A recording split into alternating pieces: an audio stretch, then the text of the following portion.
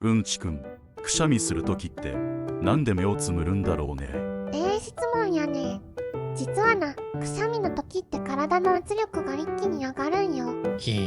でもなんで目をつむる必要があるの？もし目を開けたままくしゃみしたら、目玉が飛び出す恐れがあるんやって。それは怖い。体ってちゃんと守る仕組みができてるんだね。そうそう、くしゃみは一瞬のことやけど、命を守るための反射でもあるんやで。今日も体の働きに感謝。